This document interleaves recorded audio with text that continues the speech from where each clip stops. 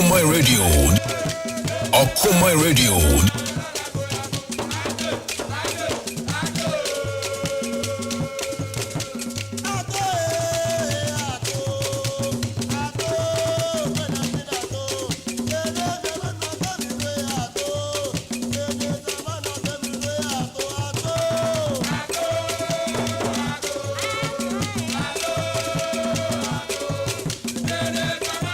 Okoman Radio.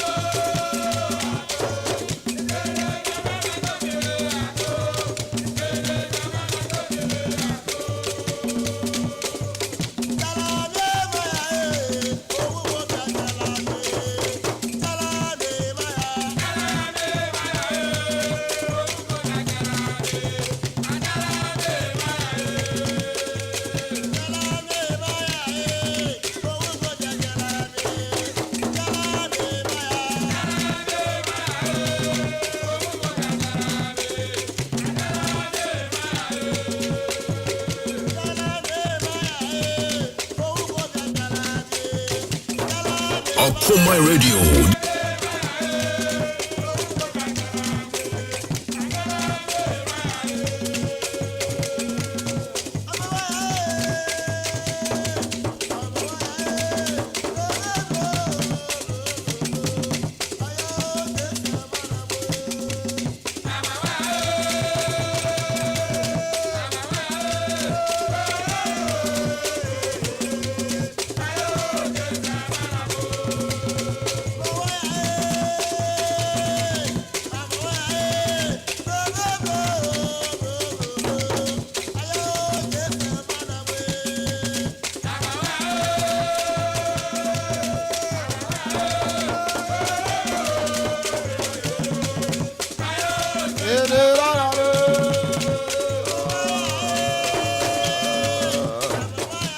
There's nothing impossible. Today who will try? And I pay my mema wachiyama wakwaba FM Okoman Radio 97.1 as well. So Emraso say yatena say na yade agudie mu nsam ede eba bedan wo na hu senia ensam no so etie asedan confirm morning show for no Mr. Kofi Anson Bafo KB and afe D-boy Pa Kwesi the finest and DJ Donzi, DJ Ziggy, Bella and AK the boss player. Amode a money show ne diaba emraso omo jema diamaye batono omo jai e diamaye. Yeso ye berania fiti sembe ya Akuapem se from Tobrenso abeto agudie mu nsam ene ye de ba bedan wo Medina the Pastoral Paradise, and of course I am the guy with the romantic voice on your radio. Mitram Eddie Ama AK the boss player. Uncle baby or tension ya. And I will true support no say to me at the eba. Kungwa kesi no mitram mama no. Kobi asante the eba kwama no ne mama on some yakofa the aba. Ye be din koma huro no say to me at the ama wo. And yan kwama no ne enkodin komo bebre na wo. Don't wanna be local issues, you know. The senior national soccer team, the Black Stars of Ghana, Endra Ewa Lwanda, Akropong-Akuapem Ewa Angola, Ghana Eto Angola Minor, the Parancras and the Grass of Angola, at the Ebuenine 2023 African Cup of Nations qualified game. And it to me, of course, so Ghana Eshebako Angola and so Eshebako. You have been doing come so to me for the second time. And my coach Chris Wooten. The changes are where no and the man gonna go. Thursday, ewo babanyara. Oh, ye change the Antoine Samenyo Bemo Benya go. And then drums or sign ye change. Emma Branti and the day so at the Osman Bukari. And so Bemu Benya go to Magana. Enti yebedu won come dia ma coach na kasa so na ni age 2 games awabo out of 6 points no wonya mu 4 points na ni atumi age obo ne mranta no abaso yebedu won come dia ma wo na dia na ko yie wo game ne ma dia na nko yie amfama Black Stars enu achi yebeba ne akwa game kese na so beto fam e wo Kumasi Babanyara Sports Stadium. Game kesi e beto femu no Ghana versus Algeria. Eno U23 under 23. Almost some game e beba so. First leg no e koso Algeria. Algeria sheba kuma Ghana so sheba ko. Na return leg ne e ba so ene. Results are konya ene favor Ghana. Say ye 0-0 ewia ye ba qualify akoyenim. Akobo championship ni bi emom ye hia win na de ama eye oman no players ne dodo no akasa free bani akasa Ernest Nuama makasa Sales Adams akasa players ne bebre no akasa the first game no ho enso plead for support e wo Kumasi Babanyara Sports Stadium eno so ye bedo ho nkomo enso atumi e de ama wo endra dai Kumasi base king facer omo apamo mu coach Jimmy Kobler. He first of all, Pamono. And Kumasi Asantu Kotoko. Almost so Apamo mu coach and the answer de coach Seydou Zebo. Omne so part ways. And the clubs are same you know Kumasi and Dra within 2 hours. Pamo mu coaches Nina. You be there no so home come answer to me at the Amawo and Anopay. Etiana Jumedene Bedino do no ejina local stories no so it through national teams no remember manafi akokotoko nikin face and so ye no coaches ni me no so ye ema ye yomo na asi nkonwa ko Facebook Okoman Radio 97.1 na wa Facebook YouTube Okoman Radio 97.1 na fe yendim komodo do no enso e wo ho entumi emfa ema wona uduwa Facebook no obe like page no o like page na afei o do comment e de ato ase ye be kenkan de amount na wa share ama wuni anso o wa chire no enso enya program no so afili bia kama na afei udu YouTube nso oba subscribe kama enso etumi de ama channel no na ne yekoso nyina no wonsan so etumi aka DJ Zigibi Adaroma wano ena social media no all share etutu ne mama bibia etumi akoyie enso ewo ho midin no medical aka say paradise crop ya wa ha obetene nka sanso na say tom wa ha na fei AK enso ewo ho a ono so obetene nka enso ewo eho no mo executive producer Mr. KB wono eteche na fei DJ Donzi enso emiemia fide na fru ma de amaye na fei finest ono enso PM programs manager ohwe etutu ne ma enso etumi de ama jumedi na busuani na techire ene edi show no enso etumi edi ebrawo 0551 667755 0551 667755 WhatsApp line and a text message no obetumi de afa ho ye beje bre na ya kenkan ni na enso etumi de ama emre eso a ye bebu ahoma na tom na so de wadwen kire edi abasa emre de ama no nsam na ye ready crop ya tenase Oko na afe wadi akwa Amanfo nkroso na akofa nsam no edi aba krobia akwaba oba de adama bibia eye kama pa solo paradise krobia asante me wa hoden pa ntino ye bedo oba de ase o se papa mu bonimo ye mfa aseda emma no enti de ekoyie ni de anko yie na ye wa hoden na moje de efurusa ne de na aseda de enya de a ye be fe dida ebinum kwa ahohiahia mu do yende ne nye saade but wan hwenie na okosie bia na wo start you awo mu sisi ya no stage awo mu no ugun say wo ye billionaire e wo that position awo no because un say ofi kwan wakra obi di so eden odi nechi nti no no nti obade na anaija ye be koso adanase ye be koso adobade ase nti no bibia ye kama so lo se so ho ye me ho ye se na da bia wo kasa Nigeria fo wani da so ide se oman ni be ye yenso ye be nti me ho ye pa yenso ye be ye na se wo mu se na uremu a den ekọ oman ni mu no ni ekọ oman ni mu ni ye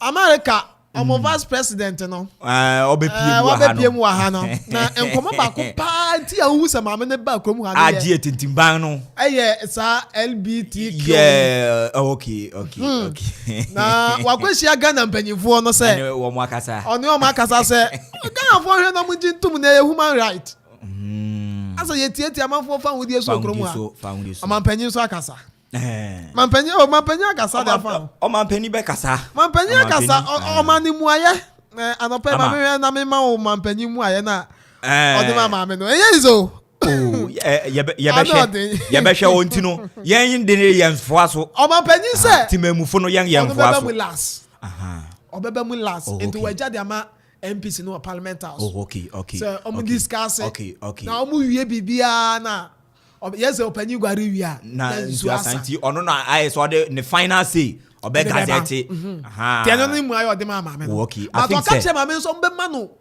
emuaye a ebe to masum o de no kan say emuaye ebe to asum ni de ne aye be kan bia et say to asum ebe to asum responsible response no de ba mo eno ano no mene ne ya adwen because unim responsible eno so magana fo shake Dabi shake bi eni Dabi o man no tie yen no man ye yende ana yen ya pon ho yi opani ba ko a in terms of no maybe say yen nyina Ghana fu nyina yen tumi nkosia ma me yo be inti na ono as a leader no ono no kosia o manpen no say what ase inti ye sa na ye de ama no keke ba tumi na nkasa de ekutati moemufo no ana ukowura parliament house wona parliamentarians nso no wo mo so yen ana 2 minutes enkuta won ana say yen nyina yen tumi nkohia say ne bia yehia Akuapem no constituency yehia ni party ma yen nyina adi tumi nkoku parliament enti wo say yeyi oba ko no no nso nko enti after wo mo nyina no step by step wo mo wia they would have to also seek the redress from yen timamufo no and that is where yen so ye beti say ekochim na yen hu say paaf enam no emboa yen a ye beti untesu kokode atofam ti ye say no na etwagu eno pa na etwagu bibia be kama empaiwo ene nimdie ana me wo gidi more convinced in our parliamentarians no say they would never ever turn us down wo mo nya di bia the oyene bia betumi aba yes okay. I still believe in them with the power vested in them by young no I think say they will also do due diligence work with that regards no na betumi aboa o man ni nyina de aye nyina ye pe so eno de ni awo mo de ba ne de into emfa say emfa mo de aga afo bedi yawo emfa pa de aga afo bedi yawo because o me mo pa Amanfo enya nzo no mo na ya hospital a obi baby ba ya de we obewie na asabi o ne to so sa hospital be na ya de kwa sa ne sa ya dadwe ho so tom na mka what obi bewie yes obedi ya wo sabe baby o ja ne na afa na hospital be na ya di be treat sa de Omuma is kabi. Amanfo musika. Eno de. Amu tumi ngasa omuma. Sika sem de solo. Na ye was kasi omo, ye ye nyama ye. Wo omuma ngasa wo believe yen. Ye was kasi ura o catch British ni say ufri Ghana.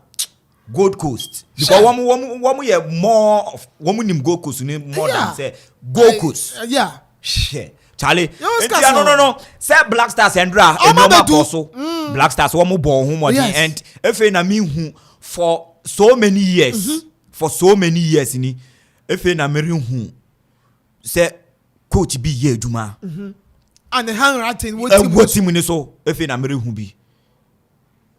bi wo Black Stars and me hu say path na ye kono with patience from any Ghanaians.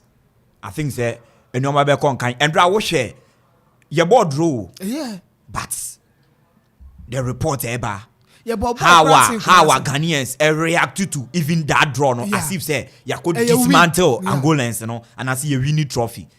It tells you clearly say Ghana yenimudi and even Oshe said the nyoma ekona yehu who a coach is a yenimudi coach here and indeed yehu glimpses in a papaya friend of Chris Hilton. And only for our players and so no a big give their heart out a damn more penino na womo ebenyasa or donna Brazilians or donna Germans womo AUC when donning the German national shirt as players na womo bobo asa or do ahon fama no ye who be from individual players no young players no on the field of player.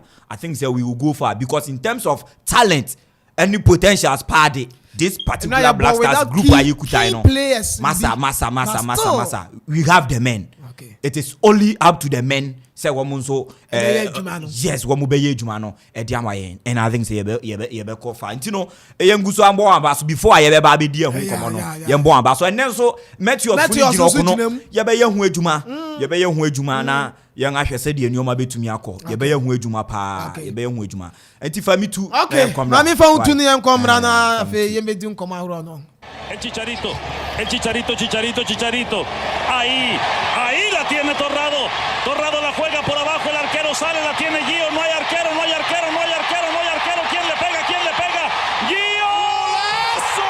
¡Poema de gol!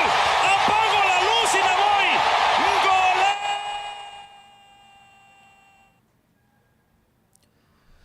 Right, your mobi biachi and Fambra Okoman 97.1 a bread to say Yamana in Samoa, Yabu Buanu from Amanfo Crusono, a deba betan yiti for any Yasha for Uriman and Akuffo Corre Ajman together with Teki, and Pasoro Paradise, a crunchy 70 de good crata, so semen con quantum crawl, Name Amanfo Cruson Semno, and Fam betan yiti for any Yasha for Uremo our in social media handles no swa, Jumetian no a Chegu say Yakan, say radio no abapaye audio visual internet with now Sanso Shena unya declare vivid description of the stories yet air panel evidence-based presentation other footage is nina and so Chegu our in social media handles no so especially on Facebook and so and YouTube no Facebook Okoman Radio 97.1 udruwa we to me like in we pia share Amanfo from so to me get in touch of the show yet nina and so at the air panel on YouTube no Okoman Radio 971 udruwa we to me subscribing a comma na adoma no we to me dia to or na dwumedia utopia and also be to me attack so hanos no you be the very first person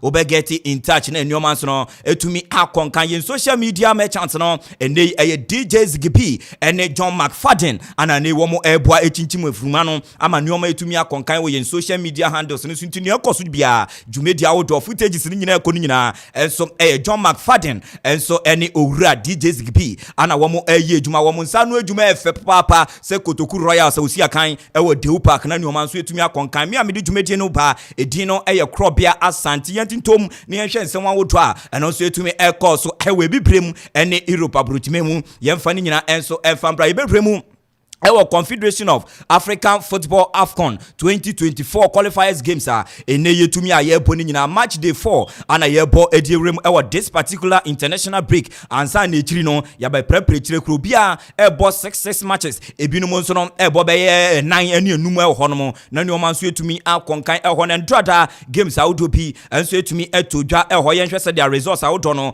enso etumi epiemu ewo the various countries any venues results no etumi by Central African Republic once again etumi echroman your friend of Madagascar and so born kamunu went to me esimu ajay ehon just back to back 6 solid points within some few weeks one so and as a few days one etumi aju points ni nyina every Madagascar we no ewo Ghana group ni munti Central African Republic and so any Madagascar and ani wo ebu ejuma amani o man so etumi akonkan South Sudan and so etna fie ama Congo ekotwa o mekaba ko a wo etumi ensimu ajay Angola and so etumi etna Luanda ama wo she kan ba ko Ghana Black Stars and so no etumi ehye ba ko Branford friend no Joao at the penalty enya opina no etema Angola ansa na Osman Bukari and so every bench ebe take no 72nd minute and so etema the Black Stars of Ghana and they draw no so etumi akopie mu and so etema Black Stars of Ghana and no kakra no so every mu Burundi and so any Kenya na ebe sia kan ba sa kensi no entumi amba so num se Kenya wo mu nyina ya dia FIFA band no da wo so ntini wo mu ntumi nya Kenya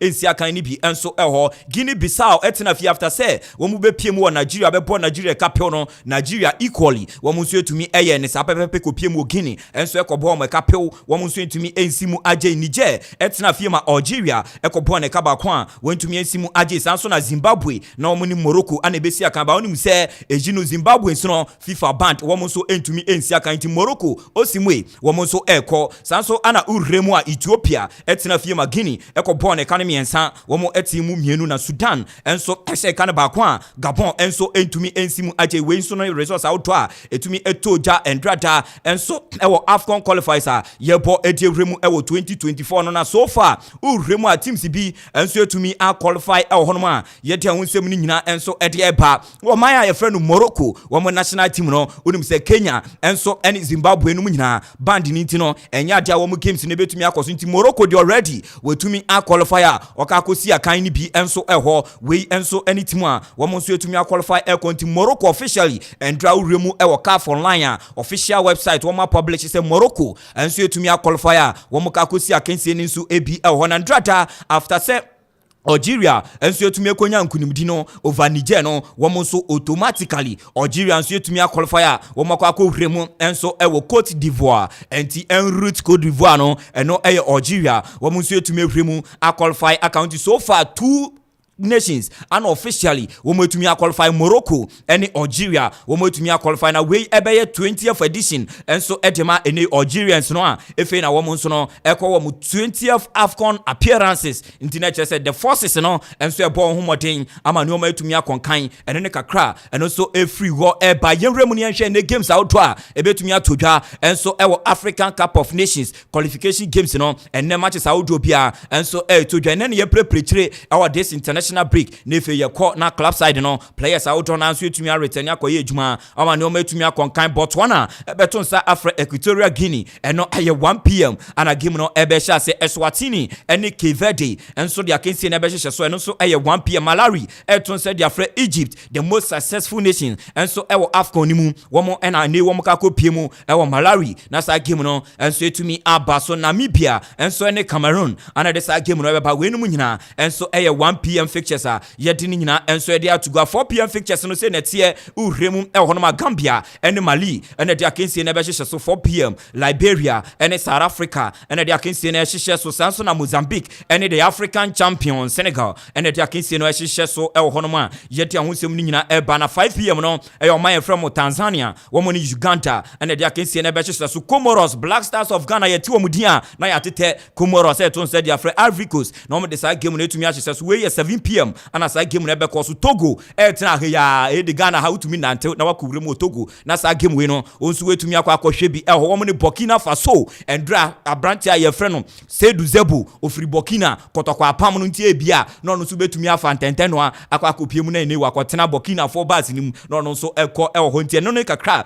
eno so efiri wo eba Libya ene Tunisia 8 pm sharp ana 10 pm no eye Mauritania enso eton sa Afra DR Congo na mo so de sa game no etumi ahyehyɛ so eho no ne kakra eno so efiri wo eba ye free the shores of Africa nyenkonko hwemu ewo UEFA Europe to be precise eho ana UEFA Euro 2024 and also games out on enso ekoso nendra say na results out on enso etumi etodwa enso eho we Euro qualification matches a yeguso a yebo week we no ye preprechire ama ne o ma etumi akonkan enti endra results out on bi say na no so esi ekoi Austria ebo eka ne mienu ama team wa yefro no Estonia Amai Estonia enso etumi etimu bakon enso ewa branche friend no Sapinen ano tumi nya consolation no edima wabra abranche friend no Keynes enso Enigri Kostek enso etumi nya 2 goals no edima Austria eno ne results a eno so etumi epiemu abra Austrians no etumi enya sankunumdie no Hungary enso eni Bulgaria ana etumi ehia ewo Puskás Arena ewo Budapest eho ana Hungary echeche kano poroporo miensa editi a Bulgaria wo mo etumi ensimu aja branche friend no Veskel ebogo sanso ana Shoboslai osia kandema RB Leipzig ono so etumi etogo ana efe Adam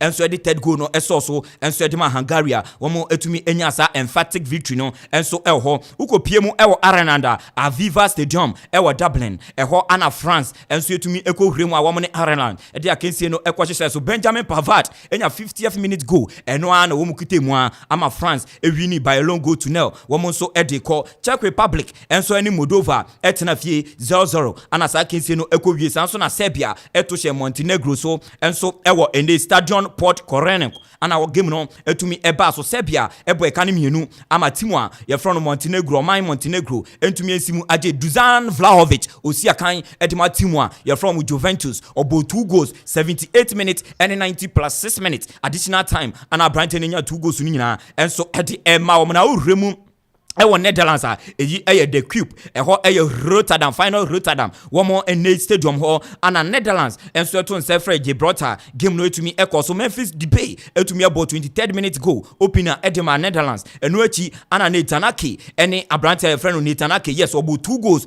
50th minute 82nd minute ana ono so etumi nya 2 goals we no ababaye first time in Netanaki on also in history and I say in the football career we to me actually 2 goals and so game back and also make a crave free wa yet nyina and so ediepa Poland etonsa efre Albania ewo PGE Narodri and they Warsaw Krumwo stadium and also akensi na koso abrante friend Dudeski and otumenya the only goal and so edema Poland ama nyoma etumia konkan Sweden and so etina fie etumia chekere kan porpor enum ediso Azerbaijan ewo France Arena ewo sauna na Brantia wamotumi jepini ehye goals ni bia Ilanga Anthony every Manchester United otumia to atena enso edma 89th minute enso sanso ana Brantia friend Carlson etumia to atena Jokeres eto atena ana Brantia friend Mustafada enso ebo ongo ba ko de forso ana Brantia friend Emil Forsberg enso etumia hye go 5 goals ana eneno Sweden enso etumia hye ye de passe team from Azerbaijan ama ne o etumia konkan ene games a wodo no a enso ebetumi ato aso ama ne o etumia konkan Euro 2024 qualifiers no na chese wo mo ne AFCON ni nyina enso esesanso manoma konkan ne games e ba so no say na tie enti wo dwane e Facebook Okoman Radio 97.1 sanso na YouTube Okoman Radio 971 obehu say graphics a wodo no se dia sabi se waso nya obetumi di weni nso akwakwahwe ne wehu teams a wo mo nso Asia sanso ana se weni nso nya na wetumi dial e dia to flight number 97.1 Okoman Radio na nso wetumi tie se de nyoma nso no ko games e ba so ene e wo Euros no mo say na tie Georgia e tena fie ene Norway enso dia kensi na etumi ahyese so 4 pm sharp ana betumi akoso e wo Ajara Stadium Arena ewo Batumi eho na sa game we no ebe koso Georgia Norway ana betumi akoso Kosovo ene Andorra ana betumi dia kensi nso ahyehye so ana Romania enso eto nse dia fra Belarus enso ewo Arena Nacional eno ewo Bucharest ana sa game we no enso betumi akoso ewo Scotland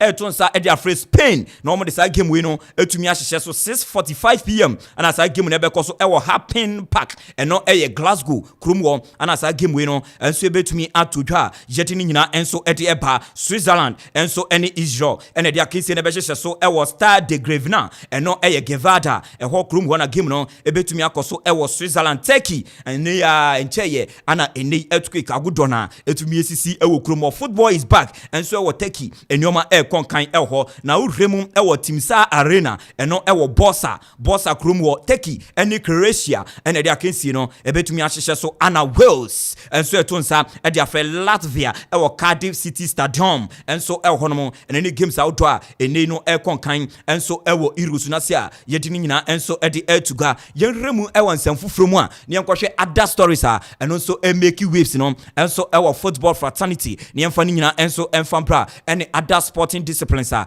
ene stories outdoor na enso edi eba na abra yeguso yedin kan no Arsenal the Gunners abrante eba ko a ene ni modern bo akonkan pa ewo the English Premiership ni mu edi ama Arsenal any international break you go gremu honomo the Three Lions of England ne modern boy tumi konkan pa branch your friend Bukayo Saka na Bukayo Saka ana ene ohwe ni mu say contract extension Arsenal ne kasa edunumo any Mikel Arteta obibia na no atum say nei wo mo se bofo branch your friend no Bukayo Saka no ono so betuma san contract extension na ne o metumi akonkan na watem ama ejuma no so no etumi aye kama e ama Arsenal project a Mikel Arteta enso ene Arsenal boys na ye no ano dene enti sa players we nyina wo mo etumi etena ebetumi aboa enjeye ana Brazilian international abrante friend of Martinelli Gabriel enso etumi extend the contract enti wo mo hwe nim se ne Bukayo Saka ono so betumi extend na ne o etumi akonkan ho na se de enioma ekono anhwe yi abrante ne extend the contract a ono betumi ababa ya Brantia yetua ne kakase pa enso ewo Arsenal the Gunners bobuko nimu ama no metumi akonkan ene ne kakra eno so efri wo eba yedini nyina enso edi to Ghana UEFA Champions League no unimu se anka ye wo va ewo mu a ye wo va ewo mu a according to IFF no International Football and History and Statistics wamodi abano HSS since 1955 anka VAR UEFA Champions League ni mu a anka sabri teams a wamudi diso a me ba bebu bodin no enti ene no o de beto so na Amanfo nso etumi ehu se de enioma nso no eti anka VAR ho a UEFA Champions League no VAR ho a chart no se netie anka sabri uhwehwe mu a AC Milan anka VAR ho a AC Milan 8 instead of 7 no anka sabri wo mo 8 sanso na FC Barcelona anka VAR ewo mu a decisions bi a ekoti a wo mo ewo finals bi eni be bi a wo mo ntumi akwa ankodu no VAR ho na anka corrections no eba ya anka FC Barcelona instead of 5 anka sabri wo mo 7 UEFA Champions League enti udwane wo Facebook Okoman Radio 97.1 chart no eda so kama ene no ye de ababeto we no every International Federation of Football History and Statistics ana wo mo de ababegu se yen kana obibia enso ente na nyoma enkonkan enso eho baye na monchan enso ankasa brukuta 6 ama nyoma etumi akonkan eho timwa ye friend Liverpool enso ekuta 6 internet se wo mo de no eye fairly obibia nchiti wo mo ye 6 na ana wo muguso a wo mo ekuta sanso ana Real Madrid tie since 1955 sanka history ye ejuma muntie Real Madrid wo mukita UEFA Champions League no 14 as we speak wo mukita 14 na mmom no ankasa nyoma we nyina bae na VAR bae na periperi yo ekoso ewa akensi nim se ne anei konkan na anka Real Madrid ekita UEFA Champions League baako mienu miensa enan enum 5 Champions League ananka by this time it was Real Madrid enwini eno ne nsemo International Federation of Football History and Statistics womodi ababe tugwa say anka VAR ewo Champions League mu since 1955 anka Real Madrid womu deserve 5 UEFA Champions League trophies eno anane no mpanifo so de ababe tugwa nti chart no ana eda ho no enyeme ana meka sanso ana Ajax Amsterdam anka womu wo 5 unum so already womu ekuta 4 data enti no anka sabri no womu ewo 5 sanso ana Manchester United ye wia womu baako Manchester United sese no womu kuta 3 na mmom no anka VAR womu a womu kire anka Man U trophy ba kubia Barcelona de fa wo mo ho no sa trophy no na nka eye Man U and deserve due to decisions bia ene referees no anko yi amfa Man U nti anka Man U anka so fa anka wo mo so no e wo 4 na so say de wo mo 3 ene ne ka create me e dia ba Juventus enso anka wo mo 4 ba say wo mo 3 ene ne ka create me dia ba anan adia ene na International Milan anka wo mo kuta 2 sabri ne didi so a nti chat no ane da ho a ye di ni nyina enso etumi e dia ba beguo ene ne kakra eno so efriwa ye de ema etiefo am obi bianso ehun se de nyoma enso eti Emerson Royal defender Edema Tottenham Hotspur abrante ni kopie mu e national camp okosi akan Edema Brazil wo national team no nanumu ana abrante na kakonya injury kakra against Morocco abrante no enya injury enti abrante no betena fie 6 weeks enya ade obetumi esi akan Edema Tottenham Hotspur wa abrante national break no echo over no returning to club side no abrante no knee injury ontumi esi akan 6 solid weeks na chese 1 month 2 weeks enya ade obetuma agepenie esi akan enso eho ene nsem free Emerson Royal Tottenham Hotspur and the Brazilian national team no one more camp all together ye breaki edia mate for ama no metumi aka onim say abrante friend no Marcel Sabitzer January mu ana Erik ten Hag chire mu say Eriksen opra no na beha wo mu yipa enti wo kofa no enso every Bayern Munchen na enumu ana abrante ne bai no enije pen na menya osuro enije na chese abrante friend no Marcel Sabitzer osi na enije wo Man U papa enije wo Man United ne de enye no bi na Cristiano Ronaldo ebe kan say wo kitchen ene wo mu irina room nyina no eye basabasa oso no de ohun ni sa ne ni je ewo Old Trafford ewo Carrington ene bebia enti ohwe enim so betuma tem ewo Manchester United na eni o metumi akonkan onhwe enim so opani e friend Thomas Tuchel ebai wetu otonsa friend kra debi Manchester United enye ne tentem na wo monye contract no permanent ema abrante friend Marcel Sabitzer eno ne nsem kakra eno so free na so ye eba na asemba kwa edi ya opanie abrante ye friend no Eden Michael Kwabena Hazard a player from Chelsea okogo PM 2019 season and so our team you from Real Madrid, the White Angels, the Los Blancos, the Galacticos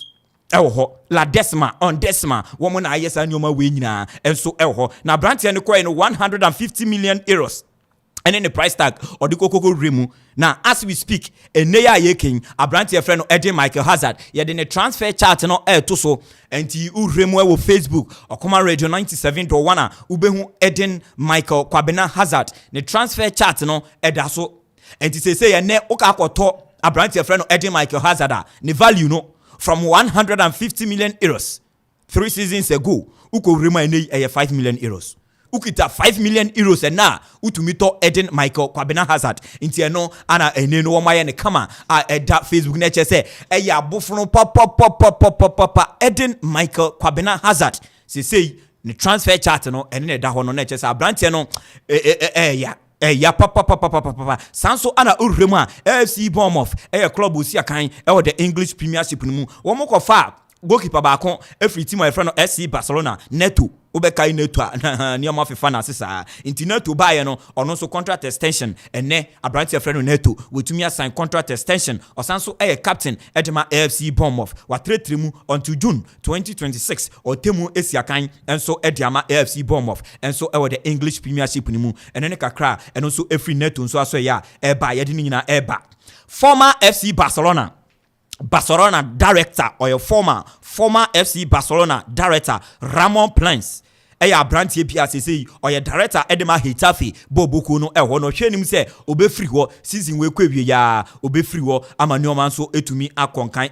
ene ne kakra eno nso yedi ni nyina eba no hwenim say that bia La Liga presidency no ono nso betumi aprebi na nneoma etumi akonkan Robertis another option a wo mo hwenim say papa efi wei ejuma wa ye diama FC Barcelona ene de oye ediama Hitafe no wo mo nso betumi akofa no na wa betem abesia abeboa ama wo mo sporting director no nyoma etumi akonkan edi ama wo eno Real Sociedad wo nso aso ye ana yefra ye de ebe Hekan Chahanoglu esi akan edi matimu a ye from International de Milan the Italian Scudetto ni mu abrante no nso yetumi stand in the contract until June 2027 and so Ediama International de Milan na enum ne yekobi so opani no se opani usi akan pa umodembo konkan ubo nyoma ma nyoma konkan utumi to passes ne adea ano so no. It's been so underrated. Media no eyi wo mani afiri ni so. Eno aya branti a ye friend no Hekan Chahanoglu asemo. Media no eyi ni afiri ni so. Ana enei ukomu a level wo no owo Kevin De Bruyne no mo level. Okoya me fe de beso e Pedri. O se newu na ma obeti Pedri masa. Pedri level no we twemu wo hokra. Owo Kevin De Bruyne no mo level. Enteni wo mo hwe nim no so sa due respect no wo mo entumi enfama no. Ene ne kakra eno so e free wona sese no yanko na me sore so no me di eyi na ewie. Me di eyi na ewie. Lionel André Messi Leo Pochettino ana enenu urima abasobode na ana Messi egusu a enenu oje solo se unim se Messi gusu a oje abasobode no nti Messi ana nei okowremu ewo Paraguay enuoma ekoso na unim se uremu ewo South American Football Confederation president of that woman Alejandro Guillermo Dominguez Wilson Smith na womo etumi ana kese pa etema Lionel André Messi na womo ema Messi stick bi dua bi a yefre no baton of football eno ana womo dema Lionel André Messi enti wudwani wo Facebook a ubehun se Messi eneno president Alejandro Guillermo Dominguez hand over eneno baton of football stick no na odi ama Lionel André Messi enso eho enti eno ne dia yes enti eno ne dia Messi enso yetumi edi ama no eho na weye abasobode a womo de ma no pani no edi abasobode no e ma no okansem bi edi kire no yentie ensem a okan edi Ose, in the name of South American and world football, today we give you leadership and command of world football. And Alejandro Guillermo Dominguez ana ene okasa asemu o say South American football any world football nyina ana wo mo de sa stake no e ma no nti ubehun say Messi stake no ana okuta no stake no yes stake no ana Messi ekuta no nti bra Facebook na be hwe Messi abra na Alejandro Guillermo oye president edema South American Football Confederation CONMEBOL ono oye president osanso eye vice president edema FIFA enti Gianni Infantino ne vice president enie oye vice president edema no ana ode ma no nsem o kan nie in the name of South American and world football. Today we give you leadership and command of world football. And to command no one demand no any baton of football stick ni dino no stick no dino no and yanhwe Lionel Messi a enei okuta stick no yanhwe Lionel Messi okuta stick no and so elho yanhwe Lionel Messi a ono so okuta stick no and so elho ntino odi Lionel Messi ebeto so na okuta stick no ene no World Cup trophy replica no and okita ho a enioma and so Messi leadership yes world football yes commanding world football said they are making you know and no nsem we free president no enum okan na anso wa wo mu wie na mayen wo maye statue e jama Lionel Messi e wo uremu unse Comebo South American and no confederation no wo mu headquarters e wo Paraguay krowa ye friend no Ascension eho ana Comebo wo mu headquarters ewo na eho ana headquarters wo ni nchemu baby wo makosi Messi statue ediesi wo enti Messi endra oko visite statue no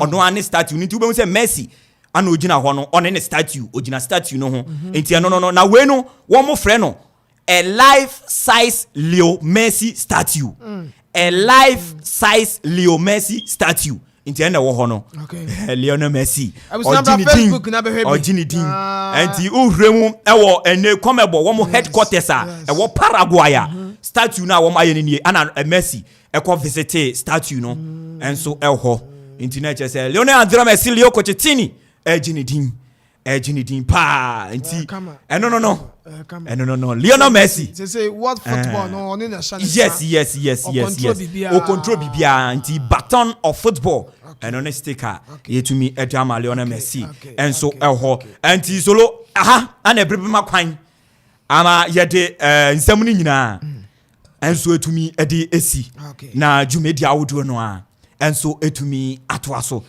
say fisem kakra ho kakra fisem kakra ho anti voices ni ade ho fisuti no makasa na say uremu Galaxy camper free bane no nyina kasa Metios free bane no mokasa next one man no also ayede and after training no he jama bi di gire mu a bane na ele di jama no okay easy nina inti wo the Messi ni beto so mehu Amanfo aba wo mo ba be hwe pa inti fa Messi endra wo mo emano world accredited baton of football stick uremu ewo Paraguay vice FIFA president osan ye Comebo president oye djuma no na me president no statement na me de time on hand over inti fa stick ne to so Mark John time on hand over the amano no many ejipa but me Ronaldo fan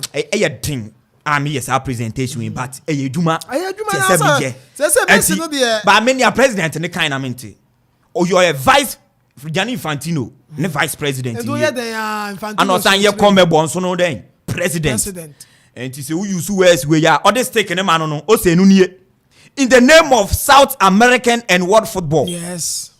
Today, we give you leadership and command of world football with this baton of football stick.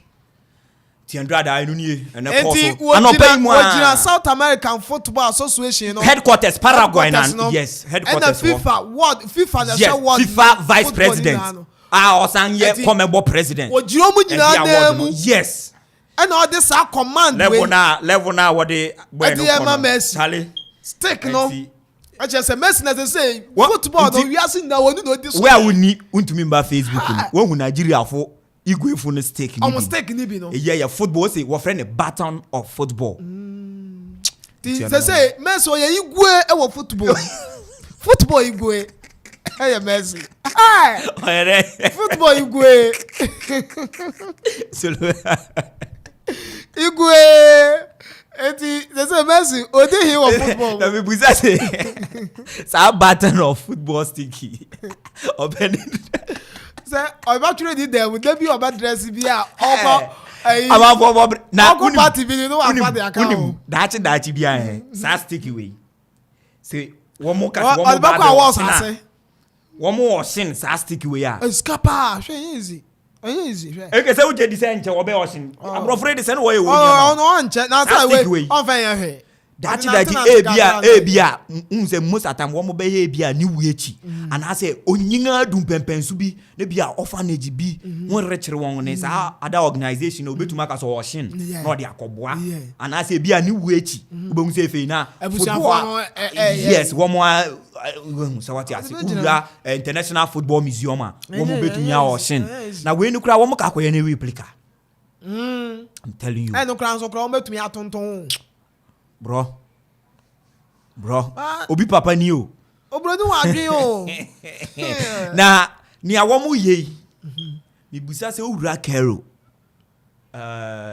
Kero CAF Confederation of African Football there was series of legends o ma be yi ama kese pa sani o ma we if you crowd member down Ghana Football Association wura pram ne ade a Samuel all time top scorer and why you say na one more present golden shoe e dia ma Hurricane so ye top scorer ma the Three Lions of England you say Argentina one more training pitch Lionel Messi proud before and that say one more yes I didn't draw him matching no we so na the Akropong president and so e ba be ye dia ma Messi ni na utwa we ni de be hwe ye ha ya pram adang ni hadisi won so no che kra ya ntu obi fighting into so because office work that's it no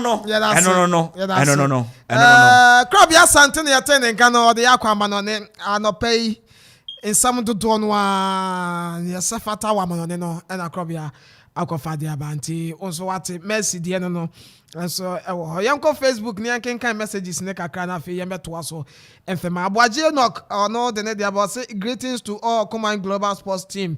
I'm O level the swimming grandmaster and I'm watching you the show live from Akropong Old Council. Greetings all also going out to all Sibia hotel staffs. Okay.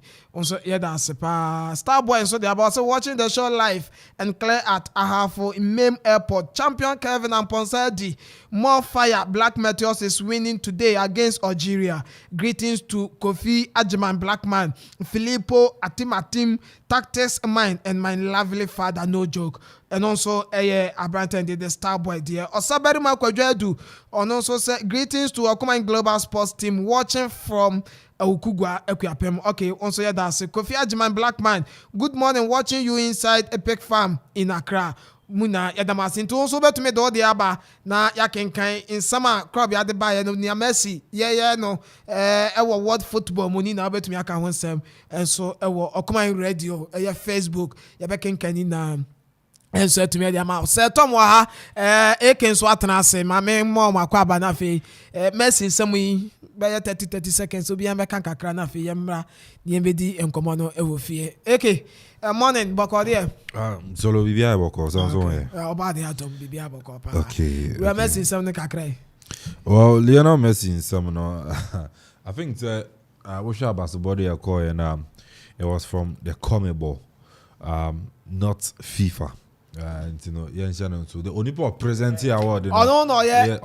Vice President of FIFA. And you know, the statement to make here is a CONMEBOL and a world football. When we say world football, doesn't mean FIFA. And you know, CONMEBOL and a certain Lionel Messi. I want a money more no so identity in world football. And in South America, you know, Lionel Messi and you know, sending a call back, you know,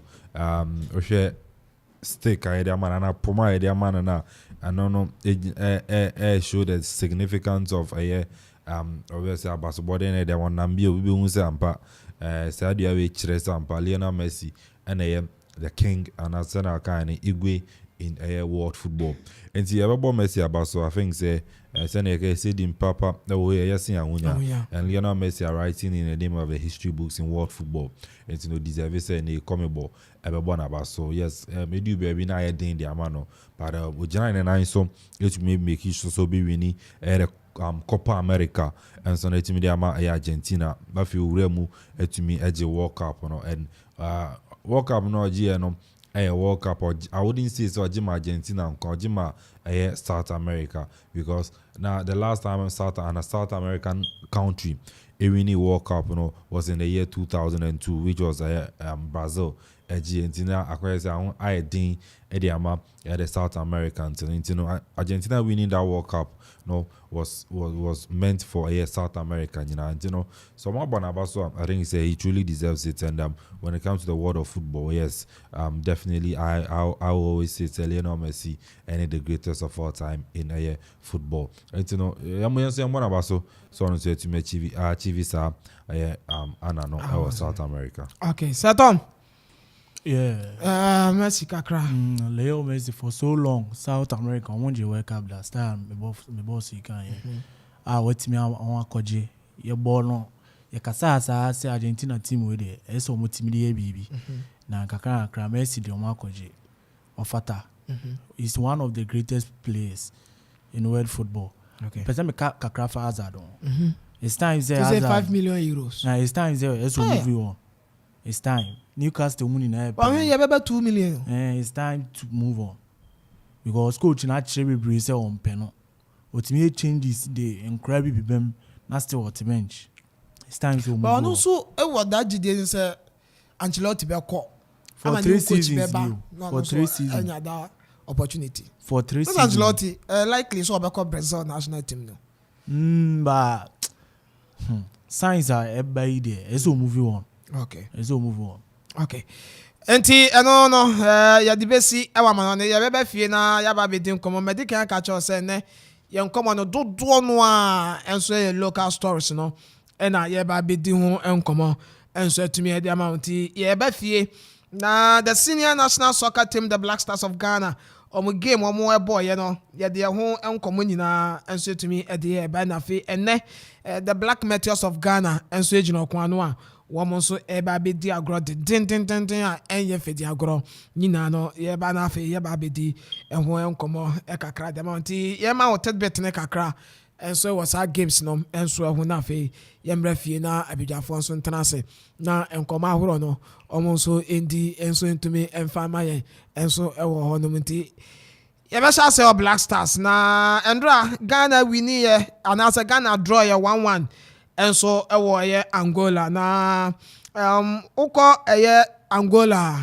game ni mo ye den but coach and the other Chris Wilton eyen sakrema emrante bi ti say Abrante ndi Osman Bukari ono ebemo sanso na Joseph Pencil no mu na ebemo sanso na Inaku Williams ono so endra yan starting over bench eba ye be si akan e de ma Black Stars e ma niam atumi ekonka be wie no na Ghana enso atumi abo 1-1 na yen kona fe yen ko te coach Chris Wilton wono na head coach e de ma Black Stars after the game no no ye bisa no e de fa game no order to ye ni mo kire se na ni atumi age say 2 games our boy no na ye 6 points e na ye hwehwe but onyamu 4 points enti na ni atumi age afen so no ohwe Angola team na omu ye team a omumu ya den omano ya den omu ye team am performance no osoro enti na o say Ghana ye tumi defend ye e na ye tumi ewura mu sa ni ma konkan enso tumi de ma ye obo ne mrante no enso abaso ye ntie coach Chris Wilton.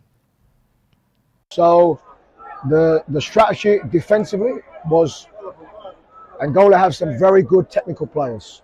Angola tem uma boa defensiva. In the attacking areas. Okay, so we knew that defensively that we would have to be good and we would have to be solid. Nós sabíamos, But because they're such a good, expansive technical team, porque eles têm time que tecnicamente é muito. to use the spaces, utilize the spaces and attack fast. I thought once Angola scored the penalty, Quando Angola marcou o penalti, inspiration to get back into the game. And it's normal that Angola dropped maybe a little bit deeper. But the game is 90 minutes. mas I think we've proved we have a big spirit and in both games scoring late goals. Angola are a very good side. Very happy to have 4 points from the 2 games. Wey Chris Wilton Black Stars head coach and our ten and Kano na yesanso bisa ne say Abrante ni de Thomas Step party endra wa mana mbobo ni bi wa start ni na bench nso a wan free hon so amba denti na wan si akan fama Ghana e won ndra game no enso mu no si na o wan injury kakra enti na wan tumi amanensi akan. Result. Thomas has some small issues. O Thomas tem alguns impactos. Some small injury issues, and we felt it was too big a risk to start him. Wey coach Chris Wooten and I would say Odin Samaro and say to me the two guanti over Facebook a highlight no and so da ho Ziggy Adaroma on it John the beto so ama also who say when ya game ni bi ansha over Facebook Black Stars highlight no and so be twa gu e wo ho no ma obeba be hu sane a and so to me ATM and so e wo ho no kama and then anopen so yetin ho ATM ma wo afa yan consent from na nyam kwahwe nsama horo and so twa gu the Black Meteors of Ghana almost ebo U23 championship qualifiers and so e wo Kumasi first leg no Ghana ko Nigeria Ecobo 1-1 second leg no baso nyame adoma and 4 p.m. Kumasi Babanyara Sports Stadium. Ministry of Youth and Sports together with the Ghana Football Association and so the share the aba so ko Akropong so game nibia popular stand no free Ghana cedis free Ghana cedis and obetu ya and afa center line and also free Ghana cedis and then so obetu ya so kwa free center line free popular stand and VIP no obetu 35 Ghana cedis and so 4 p.m. where the yen na sikana adbeto ticket no fafaka na fa ko game no and so Babanyara Sports Stadium and live commentary on Okoman Radio 97.1 live on Okoman TV YouTube and Facebook nina no commentary no ya de beba na unso hu senia etie Ernest Nuama player Edema Meteors wakasa de afa game a eba so no enso ho aka che Ghana fo nyina so bia fa support no embeta Meteors echi nyame adoma ene ewo Babanyara.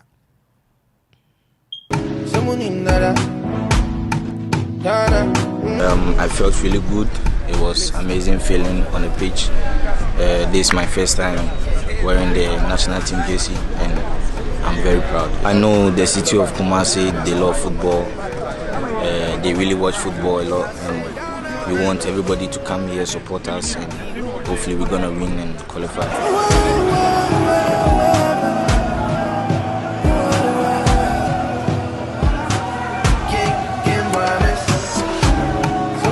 Ghana for Kumasi for Biambra number support here. This is really important game to everyone and all Ghanaians. Yeah.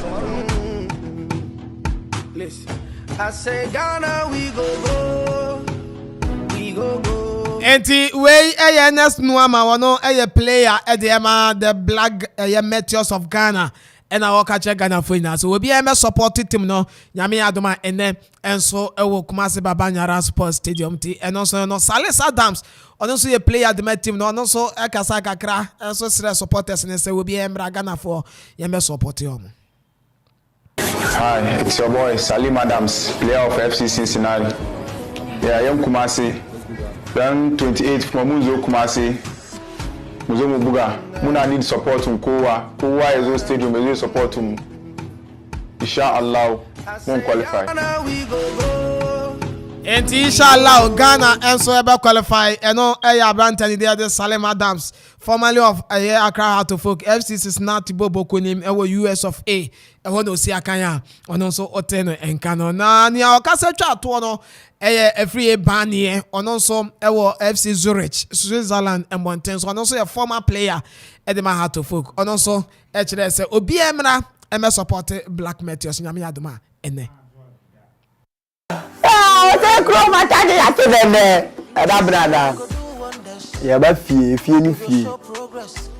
Ghana versus Nigeria under 23. Here mo support any umpire. Say the DBA mo ye my da no. Eda bnada. Mumbra in numbers. Na mumba support here na munya my. Eda masi. Munyina. Ciao. Forget the past. Where you free a ban here, watch us say ya double the manager. Or try pa say ya double and the manager na o kind of far so before oba beka sakura ka che Ghana for say yemra na yemra support him no hwe comedies bi o de fa ho a brante no ya da bu na manage na pa de one thing ye santi ebiem ekese su biem say crow ma tade ya ke bebe da brada ya ba fie ni fie Ghana versus Algeria under 23 here mo support any mo mpaye say the bia mo ye maye da no e da brada mo mbra in numbers na mo be support here na mo nyama e da masi mo nyina ciao Forget the past, every banye ena oteno enkano enso e honti ne obi enko na omunko support the Black Meteors of Ghana enso e was anhye no enso emo na yedi AC na fe ya bedi nkomo o say yenya time for yen discussion and parent no yenko Ghana Football Association president Kate Edwin Simon Akreku enso akache na weekend we on also share game back on our women's league no and so emra fabulous ladies and tamale super ladies e dey ebo and our bantama astro turf honom na game ne ba so na ono so kohwe game ni bi okodu ye no na game ne ba wi ye no no share two teams ni players ni na no ni omo enso edin komo players no etefam wa pitch no so NFA president no ono so tefam ho bi e wa pitch no so na player ba kumba ekitano and I feel on your mo edi enkomo yenti enkoma FA president any players no edi. You see here the next Black Queens captain. And this is the man. What it means is that you can have a career in football and still have your family. That's what it means. Okay? So be focused. Hey, my captain.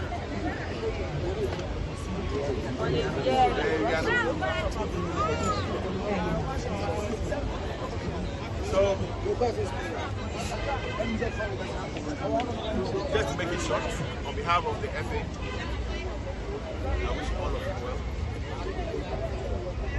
Positive in your mindset. Continue to sacrifice for the sport. But the sacrifices you are making today pay off one day. I wish you all the very best of luck. The Almighty will bless you. FA President Kat Edwin Simon Okreku and our ten and Kano say Ochirechiremua DFA and someone Ekosu football name FA women's football. And on there, Miano, yes, Supreme Ladies, and I feel Tamale Super Ladies, or more M. Marijuana, Ejina Musia, kind on your Munadin common, not to film more pitch, no so, Unokura, a player back weba, and I say, well, who next Black Queens captain, and now Okitano, no, now Omunadi yesterday, no 2 or 4, at the FA, a game, no, and so I went and then, and come my through and so to me at the airban, no, yet the best see, now, and Drakotoko. And no coach up 2 ways. Coach said to Zebo, say kwa ko team no eja no kwan ama me no ka said here.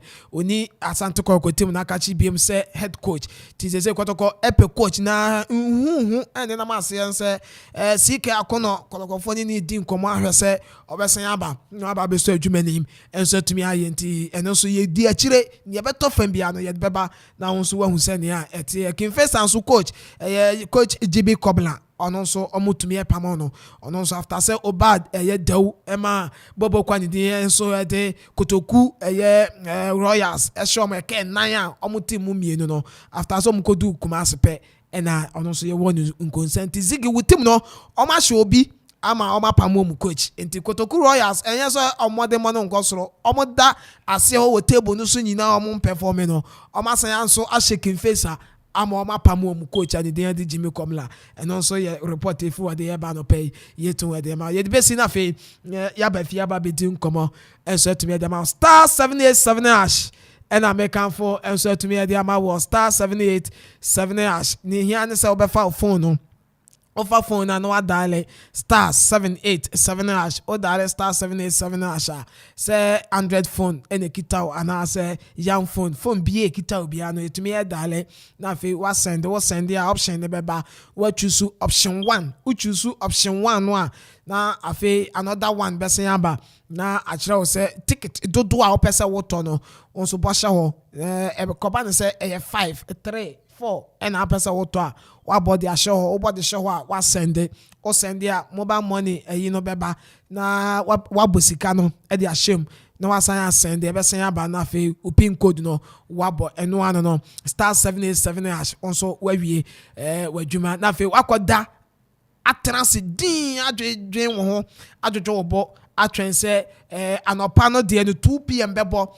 Na face cano ababe go account to name and you may a weekend Saturday no and also a jackpot a honor 7 billion and can see cano and also no bibia the dead in obedi enti ni na say obeda dwen ni hands over phone no dollar star 787 hash o dollar star 787 hash sikano on sabe kanina na fe udibia ya yie ewo fie udibia ya ifro udibia to ba ni din udibi eso atumi e de djuma wasiesie abusua fie no ama bibia so atumi akonkan fa bibia enuma na fa bituton sasisi adan ni na ya star 787 hash ni hia so do ho begim also ni ma be koyie enso atumi e de ama anope omo so e boa yen e na ye de eye agudie mu nsam no enso etumi e de eba na wahu senia eno so etumi ete kwa Sibia hotel omo so ta kire emrepam ye be di omo ho nkomo enso etumi e de ama ye ba na fe ya ba be di nkomo wo eye fie Black Stars ya hwe na ya ba Meteors na fe brebe ma kotoko enso eni kinfesa omo coaching ho nsam no eno so ya kakakra club ya wa ha ma me sha se enfan free club ya so na omra Black Stars game no mu kakra na her performance of coach Chris Wooten. So far 2 games and about out of 6 maximum points no wama Ghana 4 and I had to 2 and they had to change baby we need wo home and o draw ye and so our way performance no and drag game no and a blasters as a whole club yanka kakra na fe setom ne AK and so emblem na young Meteors and so club ya Zolo yeah Black Stars well my inchia will be biana Yema will be a very good morning. From Okoman Radio 97.1. Na minchia KJ Trend Fashion Designers guys, you know. Na minchia will be yeah. Minchia will be na Solo, it's been a good run for Coach Chris Wooten.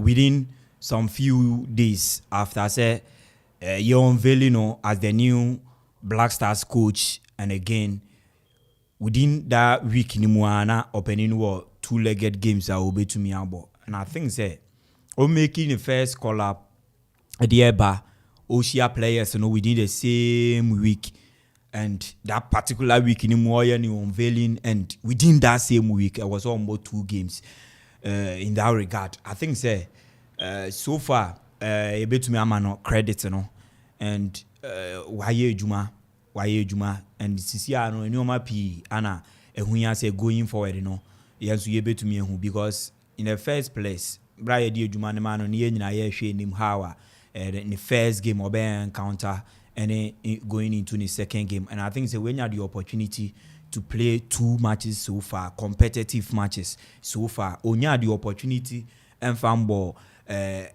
friendly games are obey to me, they are prepare other players, obey to me, I'm a players not ne system na see how I operate individually obia in terms of positioning and route I obey draw diama in the course of the game, when even at the time or no free or any pep talk could be no they themselves and understand say this particular time at this particular moment players one be to me interchange on the field of play, and a whole lot of things are say go into 90 minutes of action between teams are more ACR kind, and no we share this short time opening to me nyana waye juma ama bibia so e daddy in the first leg yehu a team odiko shia Angola ewo Babayara Sports Stadium some key members in the game. I think say proud before the game no Olusi a starter, one potent central defender,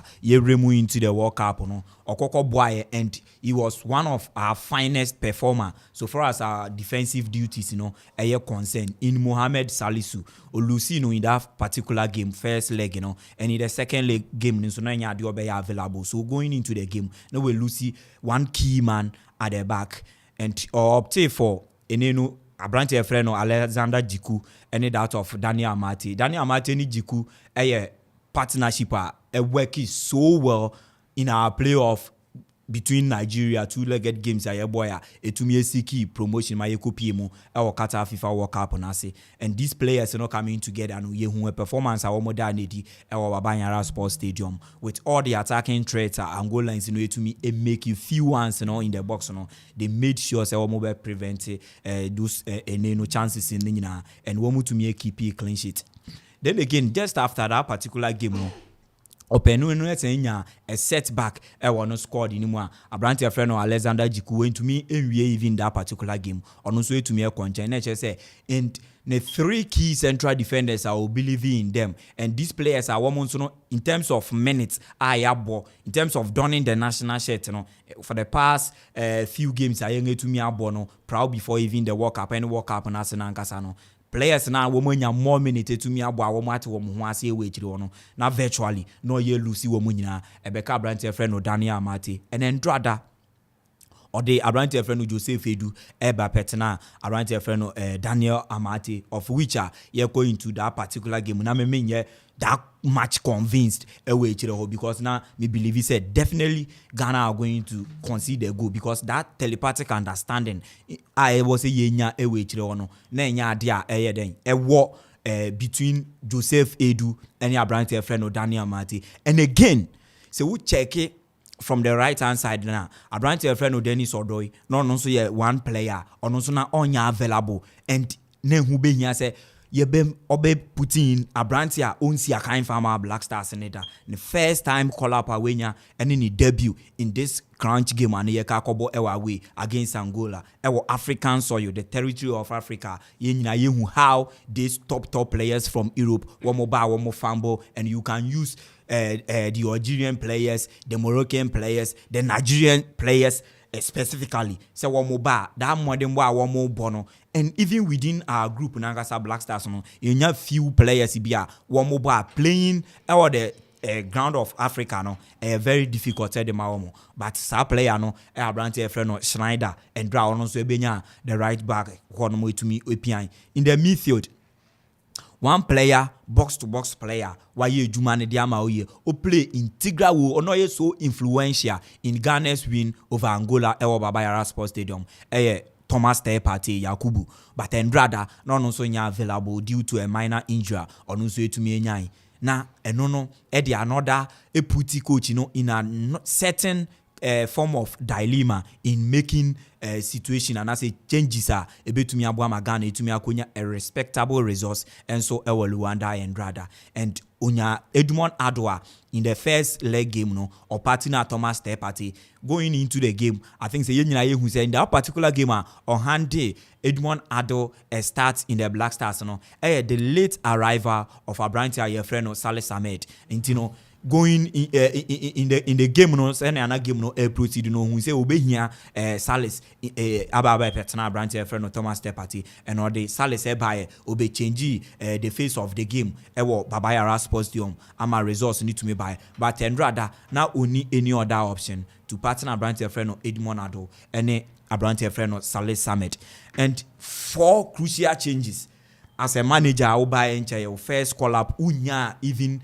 more time ball even a friendly game before unya team anyone when you're training and now we lose 4 key men are on any given day one more year starters or the national team we lose one now we sound so away for a difficult ground a team wababe show the obey to me aye eti wow venue ewo Babayara because game Angolans no be boy ewo Babayara shows clearly say you will be very much convinced Ghana be to me alcohol na wakwakoyo winning over them as simple as I said their net and na edin losing all these 4 players and openini who say with game Angolans in be my ewo Baba Yara Sports Stadium no and who be here say go for rigid players, that is a double pivotal players in Edmond Ado and Salis Ahmed, which I say offensively womunyina ensure than you good, but protecting the back and chasing the ball no one more very very good. In Tiandra with these two players our midfield, you know,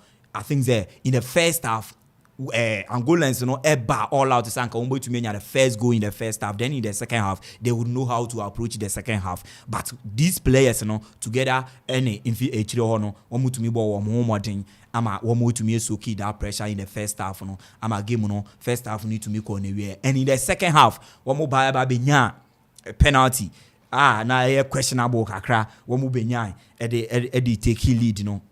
And from there, woman say yes, I won't to me protect that only goal. No, so one man Fabian Kama very very difficult for Ghanaians. Say woman be allow Ghana ma woman to me at Kano. And from the technical point of view and tactical brilliancy from Openia Efreno Chris Hilton, who say this is not the timer. I was say players, you know. Ebenya born you keep players biti say Kamadin Suleimana and Mohamed Kudus especially in the first half no kuta ball no che huna emfa mfaso bia emba e the right hand side wo twetwe sa rema 18-yard box na wo ma blocking aba emfa mfaso bia amba into at that particular very difficult moment na Ghana either from back na ebema tie no aye very difficult for us e the table log no so no and who ehia im opening who say no was only more direct players one be more purposeful now we take on the Angolan defense because with that minute na kano Angolan's defense no na one so to me then esoki other threat from young attackers no ache the pace na Kamadin Suleimana Ekuta Jordan Ayew ohwe anhoden ejuma na wo ye any Mohamed Kudus ne skill set and ne dribbling ejuma na Angolans no defense no to me ya Ekuta wo to that minute about 60-70th minute no obanini who say now this is the timer there was on for fresh legs embra wo yes that pacey because now one way Lucy speed kakra and the other Abrante friend Osman Bukari and Joseph Pinso good substitution and one mobile no yenina ye hu one modern ball Majid Ashimeru uremu Anderlecht ayeni ejuma waye from RB Salzburg ejuma oye as a playmaker typically or the eye for pass the passing ability is so good to extend that share pass be or the man branch your friend Inaki Williams went to me and scored that ball my several times no it was Joseph Pinso now or the ball by Joseph Pinso from the intelligence sake who said when the ball no and no didn't have a far ball no so and a Kodi no and a Kokodi yes we Inaki ball no one touch no pass nearby no pass and then Salis there no pass ne fi Ashimere buy a quality you know Inaki na erada oya dam you know Joseph Pinso yes going to me and share a chance no elho so I think say Abrante friend no Majid Ashimeru eba mfimfin wo no obesesa the dynamics of the game especially Rua na Abrante friend no Mohamed Kudus enya no and one touch ball o share Abrante friend no Ashimeru ball no by na there's no need for dribbling any dazzling in your mabia a one touch ball now we release the ball no or should be a penetration chance one now we lose the ball no at the film and with Osman Bukari and that of Joseph Pinso and so be a day up the speed or the flanks you know and one mobile and one more sound so widen in the pitch and so Edema Angolans you know and that time one way to me I am more of the tackles you know because Ghana say no currently we should any one more clinical and a woman ye but ye were individually ye were very good excellent players out from there one way to me ye jumano and no and I did the equalizer no so to me but I think say Abrante friend no Inaki Williams say buy no obey Antoine Semenyo no onya 2 good chances bia at least you should have put in one at the back of the net at the Ama Black Stars but still Ogusua adapte Ogusua to me it will take a longer period of time and me is one particular player from the very first time I Awomoka Soba no Oba be Jumano as a striker Ghana Black Stars no I didn't have that belief in him and that one day yes because me minimum say or not as a player, no, he is not a potent man. He is not a goal-scoring attacker. So what I say, onim go share that because from the club, ocean numbers are. He's like Jordan Ayew no more we no more. Ejuma na oye ohon goals no to me she goals. It is one player. Obonwa you would have to get another striker be our there. Onu so ebe to me aboa no. Na wo mo to me ashishe goals no. So I'm looking forward to see pattern be a Chris Hughton in a very difficult situation. Obe to me abo. On Antoine Semenyo because Antoine Semenyo unum so no movement will pace any ade and that high for goal or you're very quick in the box in an excellent position in any awareness in the box no okay but Abranta your friend Inaki Williams and so no a system and a team player or the movement excellent but yen no matters no I think say no problem work yen no matters no with share the Luka Modric like passes no Kevin De Bruyne and more passes no ye bi eno ne adwuma te say Mohamed Kudus sisi ya e that particular yes and Kamadin Sulemana adwuma no ye no oye adwuma take on players already but the final pass no din the final delivery another thing we say we share the last years any football baby our trenches na course here na wingers no more goals than even the arrowhead strikers no into who are wingers are one moon to mean some provide you goals na very difficult and yes you were fine wingers Osman Bukari, Joseph Pinto, Jordan Ayew, Kamadin Sulemana players we no nyina even Mohamed Kudus at the time maybe to me I switch they call right left but we no nyina no I think say a problem and again I was say yenya set pieces I was say coach ni adwuma wo ho obeka ya in our first game no me to me war and I make about Abranta your friend no Dede Andre Ayew yes Andre Ayew ye nyina ye nim say baby o sisi ya no currently no with direction and me kra me feel say I was say ye team ni nko no he might not get the opportunity to start many games because game be while be feel say it is on starting and no they accepted but many games enya ade obe to me and started but a couple here be at 10 minutes 15 minutes be and I say in a game situation we share how our team no operate against the opponent you know any other areas and we shall say this particular player he might not be giving me the match needed at the amepe but within a split of a second or no be to me aye ni beteki ni experience and the awoni more football no e dey make a better production for me team no and no na me hu because yene Angolans no yenya almost 11 corner kicks e wo Ghana ha no mo other free kicks say to me by area balls ni nyina they were winning it is it Abrante friend Inaki Williams they were show no time and again we ball close to 400 minutes ye nitikura ne nan kura nye na niti so what I say and Mohamed Kudus na di niti shego na Osman Bukari Kamadin Sulemana no we've been watching them from one club krano they are not good at set pieces you know and even in the Black Stars nanga sanga sawana ye defenders no ye ni Jonte we no mo Jonathan Mensah no mo any John Mensah no mo yes one ye goal scoring defenders ye ni bi the ban set pieces name kwen ya bi obemu kwen ya so obepem goal scoring defenders ye ni bi in the midfield wana third party just say we nya that ball no we yi the atumu e wo 18-yard box no china wabo short Salis no di niti ba be sha na these players even our warm club side ye hu na Salis kura de ndra kwana bia ba omo ma ne ba yes so that ye hu ana ndra so hwe free kicks ni corner say ba nyina no me feel say really your problem but no so ni ade a ehu hia pa in the northern part of Africa one football we ni nyina no philosophy ni nyina mostly done with one crosses one set pieces the way a man one use one set pieces so you ube to me abo enya the opportunity abo one aye and the bia but one set piece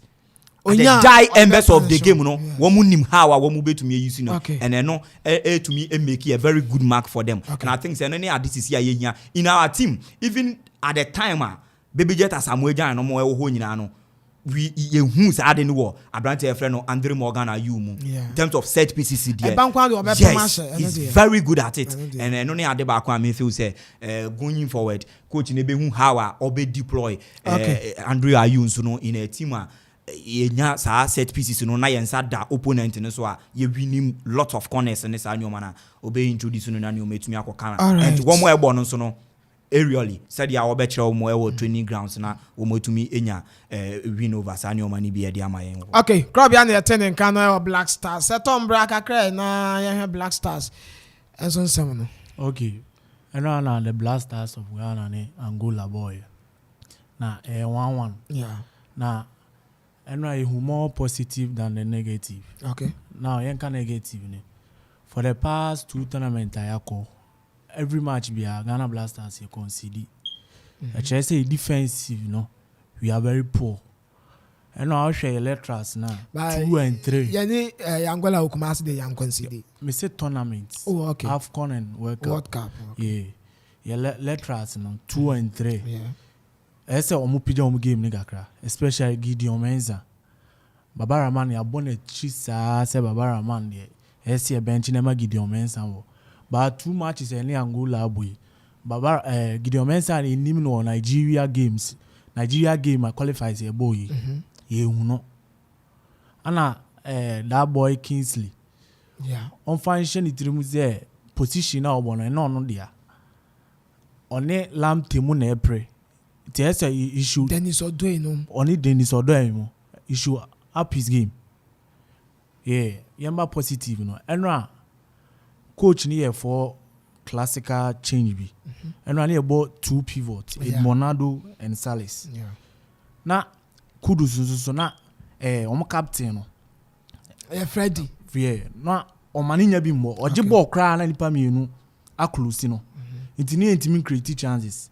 The coach knew say yense nya obi a obetima carry ball no obetima create chances ama strikers ne wingers no iti fast forward no yi Edmonado frame no dey Ashmeru ne Joseph Penstel ana Osima Bukari bem and you see so mbesi sign game ni mu o hwe Ashmeru passes on me man na sefo a is very positive pa ba yenya to wase ma coach no afena yehu a signature of a coach. I forgot 1-1 goals now.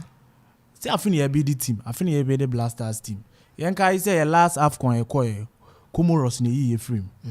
And last tournament I call group stage cry in frame. In team qualify from our group stage. It is nya into boasie. We should have patience for the coach and the team. Okay. So Tom no. Eke so ha. Eke. Bray, kakra or Black Stars na mention Meteors on so then as free or IBM. All right, senior, I mean I say na entia yetfo bioma yanka Amanfo say I want journey live on Facebook Okoman Radio 97.1 YouTube so no omkwa ombenya dwumadi no ahwe na live e won tini yante wa subscribe on YouTube na on Facebook no like your page no na wadwen chire nyina no and also their foul Eriaba. Senior, the Black Stars of Ghana, Akropong-Akuapem, Angola, Luanda.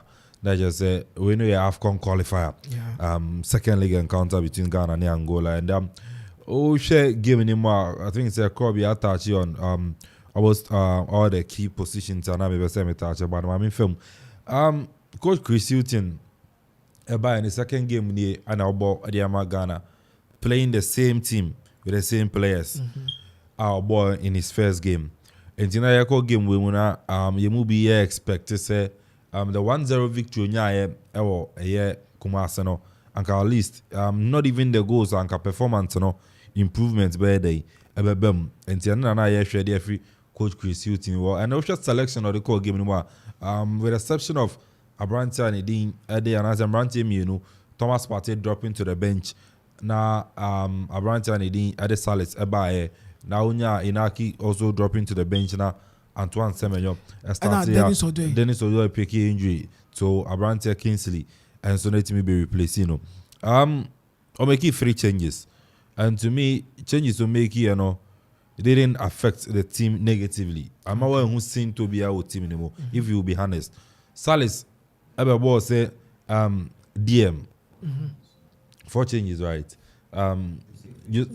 Yourself, yes, Joseph Edu Nijiku. Yes, and maybe to be honest, changes or didn't affect the team negatively. I'm one who seen to, I'm one who say, we are missing this player or this player. I'm not sure Zelka or may say the service of party in a game.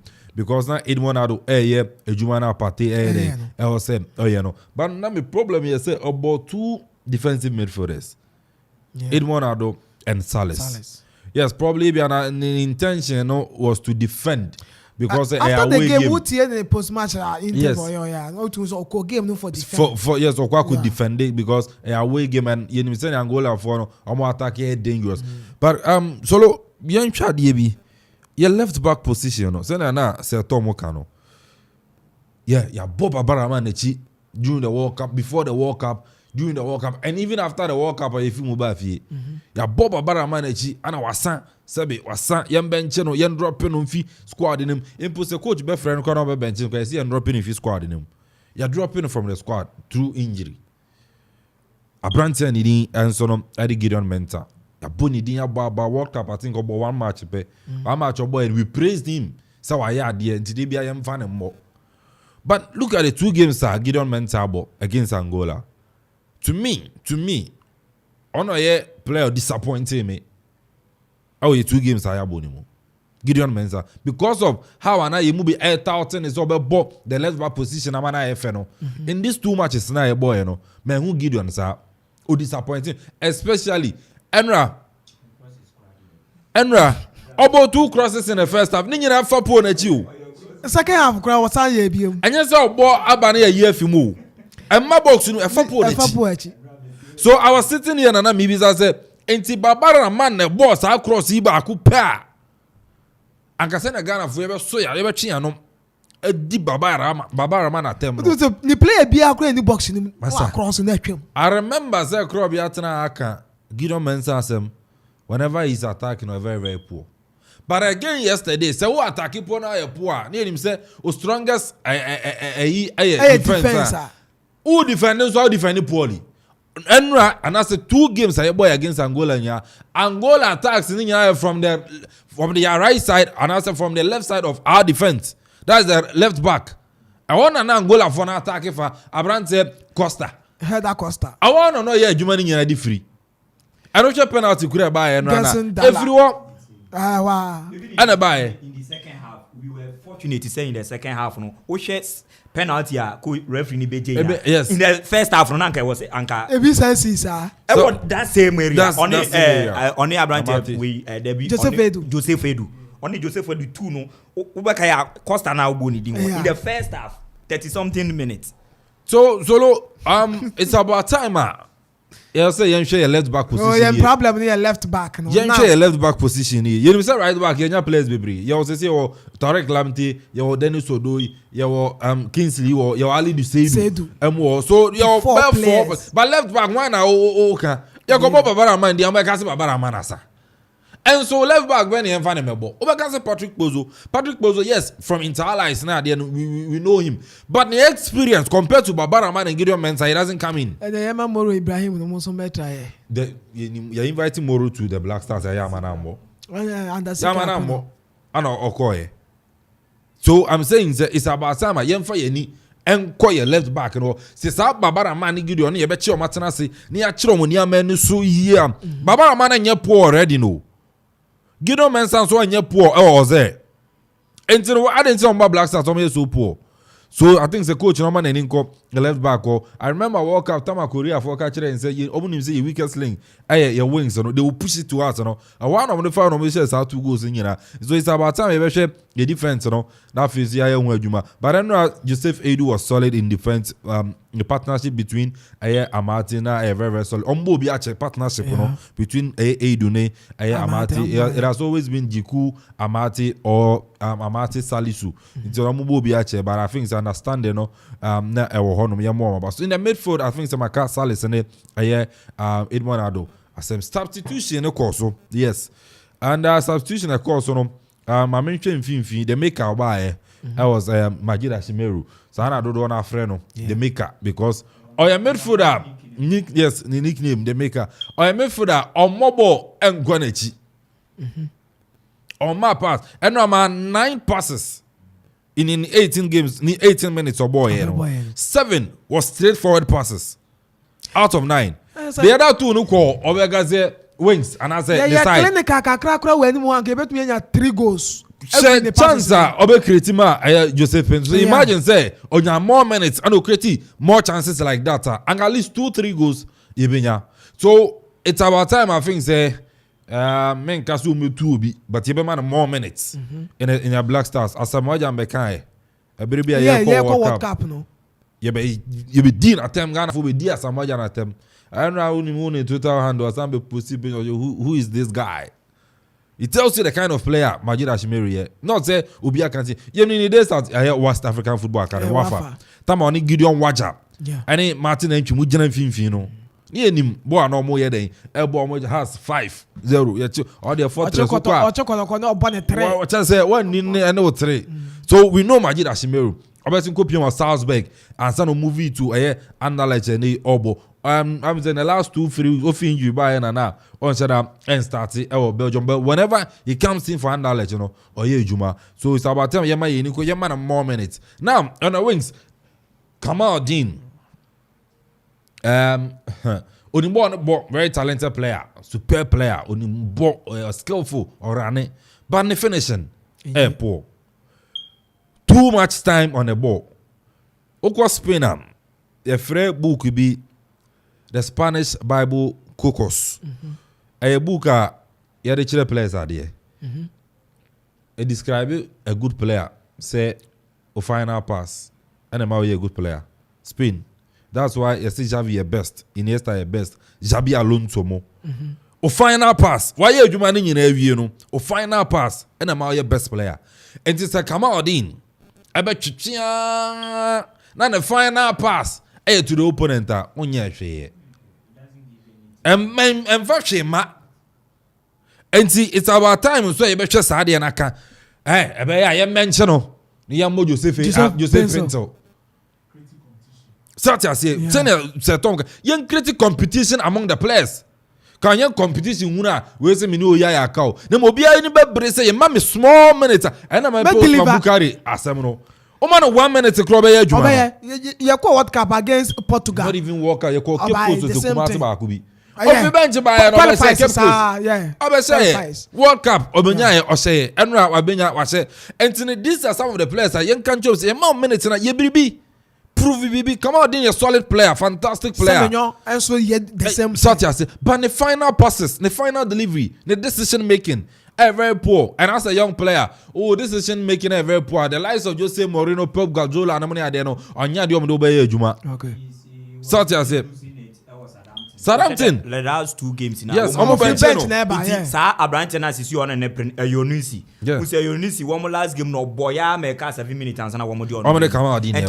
Sage no na me share Yonisi no carefully me share said you no na ma compare to Kamadi me say anhwe ya Kamadi now be starting from the bench. Yes, so it's about time your coaches and anybody no tell him as it is no come out we are joining in na 1-2 what you want to want my pass what you want to want my pass and on you throw a good player Pate what was the battle there Obetwin 1-2 on the pass and buy born by my pass born by my pass now I free but only Obetwin you say you baby who create space for yourself and answer for other players who draw players to you but we no my pass and you great baby all to me say we also born in time I want no delay same applies to Kudus Mohammed.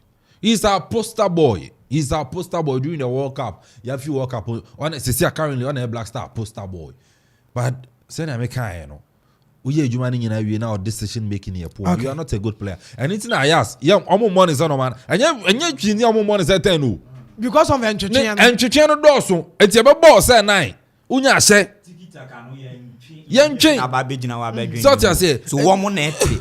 Get football no net the tiki taka. Tiki taka na say. woman need you are defining philosophy. Yes, woman need defining. So at Ayas you won't get that opportunity. Say Uba be your boss. So you will always be very. So let me the able team about so away points 6 4 out of 6. You know, I think it's a plus at my able team about. So in June we'll playing against Madagascar away. Then in September about Central Africa. Okoman. So I think say you better qualify area. Because your team about your coach Chris and so about. But players need be on more than one.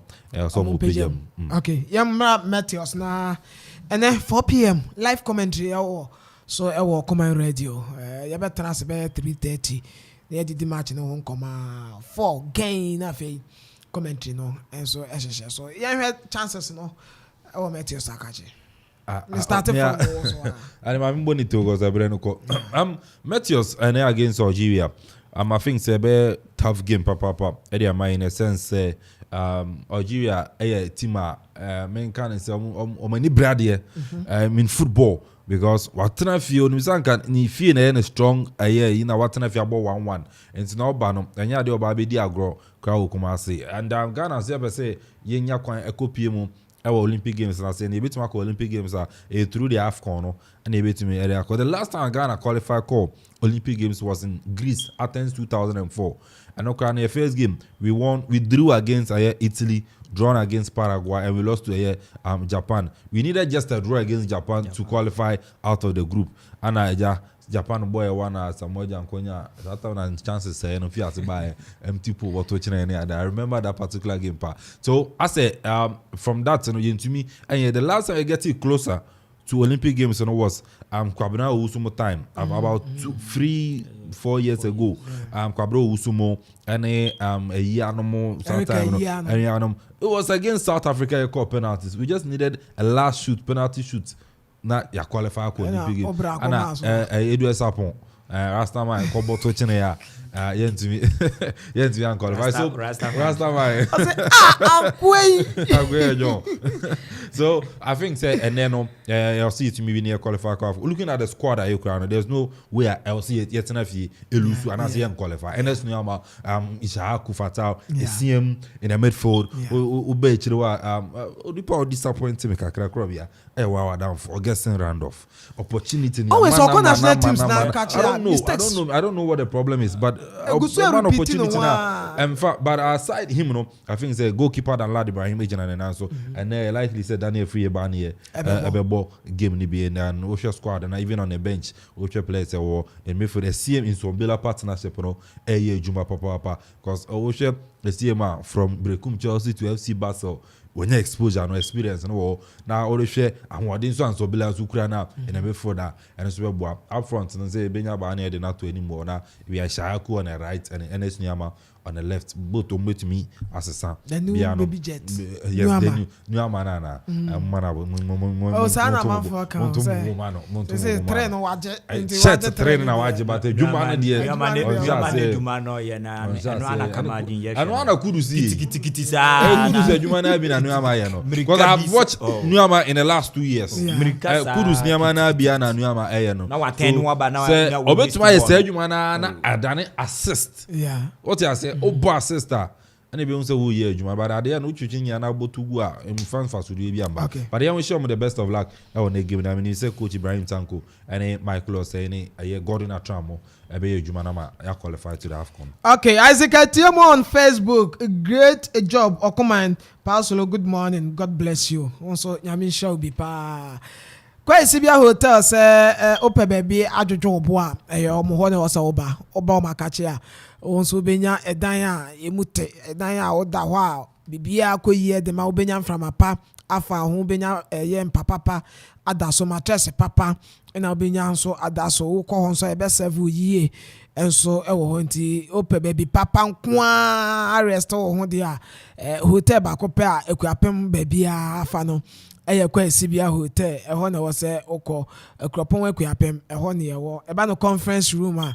and also you will be a fancy oba, your restaurant, no, local and continental dishes, and so honeymoon, and also about Benya Gianni BAD, and so Kwa Sibia hotel Akache. And I feel you was swimming pool, standard, Nti enye Amanfo de kwanchan de no a omaye na omusuni mi wo mu no da bi ye de ne de standard one eno so ba bibia be ko ye DSTV ni na wo ho eno so be fili anti kwesi bia hotel de wo ba ye ma wo fili e ma ne ma ko yie enso etumi e de ma ofreyen wo 0303 96 1986 and as 0200 08 34 ofreyen enchiremu bia na asese obebuki edan de ato ni nyina no onsa enso ebetumi aka krobia Matthias.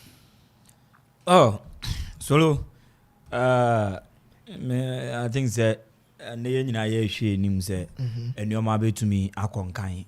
That is the only thing I nyina ye hwe.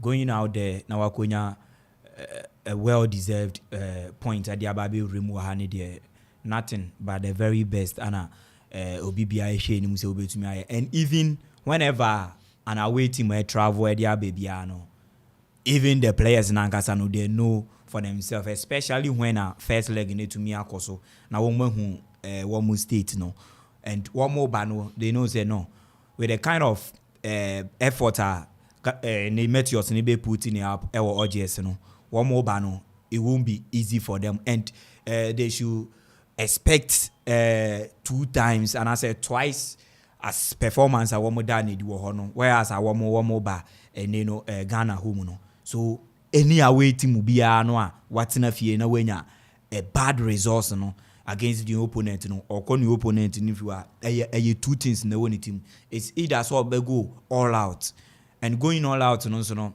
there the problem and also on deficiencies and as any negatives are there and who stay back and so I know so I want it so I think say it will also depend on how the away team no so na be set up in a game because in as much as I say wo pese ubo home ground into pese wunya win no pese win go within a certain frame of time no will also depend on any coach you know said ya can no wo hwa Angola game our money Black Stars ebo ni nyina na sometimes you can say one goal project and I say it all depends on said their team now won any bono how good as our team nso set up and also comes with other things and also MIA who sometimes the beauty of how our crowd person with team then embo team B to me say a certain team formation they can even use a single player to destroy the formation of and I say any tactics coach be investing in the team about one single player to me say so we should all understand Sanioma way you know football no results no sometimes is not about the 90 minutes any about individual mistakes be our mutumi but I was say opponent no o man no that respect no o share pattern on so the be remove anyhow players no from the opposition woman so to me set up I think say no so yeah another thing so in this particular game no me a game I mean when say 50-50 still yes a 50-50 still and even no me shaky kakra for our Meteors. I am telling you the fact. Mistake kakra for our Meteors no. Though me share him being a Ghanaian any bibia no me share him say Meteors for no be to me a winning game no e dia Akoman especially when results are omukonya wo no e convince every single football fan. Results na omukonya wo e convince every single football fan and me as well because okachem say na Meteors be to makwa board draw Algeria I wouldn't have believed in it. Yes, even a draw, yes. And yeah, they are major war. But yeah, even in that course also, I think that missing a penalty and it's a new money in our head then part of game no. Yeah. Because so okay so be say a penalty into anchor or say a penalty na anchor will lose ya. Same as now be to me aka say Ghana nso enya chance bi a obi nso say no anka sa any pan nso share ya. So this particular game a widely open and a 50-50 game. No about defensive bia. Defensively you kwa show ho say you so poor. You so poor defensively. Look, causing 2 penalties in a game. How I would defensive even understanding it. There's no combo, there's no coercion, there's no telepathic understanding between our central defenders and a very bad right back. Oko nenima ne crosses et say Gideon Mensah ne crosses to say Gideon Mensah crosses. Defensively individual errors is A1. Yeko PMO Galaxy's camp Chano all the teams about Wonya he was the worst. It was that particular position in terms of making individual errors. And the reason being that Emma Augustine Japan ebe taking in position no Augustine Japan stand to be very good when surging forward. Attacking wise or very good. And then only idea Baba Rahman over the black senior side now also the change Gideon Mensah no. Yeah. Baba Rahman is very creative, very good when surging forward. But it's no any problem no. But and only idea Augustine Randolph. I think say situation okunya China sia and now musoma you drop in no na onye bimbo Augustine Japan ebe take you over until say they were shown the exit from the tournament since then Obai was saying another opportunity 90 minutes on Konko proving home and check it that as if be on board that obi a FA no board justify actually say one bet taking and sad now obey and scout ben kra na board justify sad na see one scout ben na board justify obe foul so I think say your problem your central defenders and again your right hand side one we no nyina ya ade a wo mu kuta video analyst going for wo mo ka kwotena se a drop and make I just say in the world enye o ka about Germans no Germans no you say Spanish there one more the ball sa corner crowd one more pass free kick 18-yard now crowd one more pass they were known for that but Germans who link Germans to Northern Africa countries now area boss Allah inshallah okay yes into no problem you be face ye enepa but me share him game no store open it's either say you better a scoring draw or this particular game I'm sure you better say a scoring draw. Okay. Yes, this particular game because 2-1. Oh yeah. I just said with performance ya kunya hono. We should be yes. I'm babe both yen. It should be 65-35% is a Ghana be winning with us any BBI in football. Yes. It was a to me no. But me no, my shit especially me the young age one means a massa your problem. Into the how tactical our technical team would be and how disciplined our players also will fare on the field of play. 0551667755 0551667755 once obey to me afra bemu bi na ode wadwen kire enso to me dey about 051 5667755 0270191971 0205 818-748 0205-818-748 0551667755. Sir Tom Matthews. It's been a long time I call Olympics game since 2004. Yeah, good results from Algeria draw game, but I say I share Algeria for me, especially North Africans in there. They are good in area balls, set pieces. We have to talk with Randolph, no. So small petty mistakes, you know. Yeah, and our set piece, and they say consider free kicks or 18-year boss named Chen. What's on higher pa, but you better qualify. We get them meant to qualify. You qualify. Yeah. I'll go to the saying. Oh, you qualify. No answer results be a ba am I qualify. You qualify. And no be. But Algeria be should go. Na me sure dey be say dan la do be save team na kwesi bereben. And no ya dey ba ku am here. So first level. What? Okay team no. Oh, obey saves na be do be no be say ba ku dey be fam. I don't know so I dey also put say chiro ho no ankoyi a set pieces. North Africans, they are not almost pepper. No, more bands they have a plan. One, almost started delay tactics. Yeah, well, I sound funny, boy. Sir Tom, no. Hello, What's it? Oh, okay. Yeah, analysis will game no Tom kind, whenever they go into the game, almost game plan. Yeah. Especially some about West Africa. Almost game plan on the Eba and Mama Ghana ha Abe Bobby, and whenever we meet them our Ghana in him very very difficult. And maybe I make a coach coach Ibrahim Tanko say on stick it in the plan.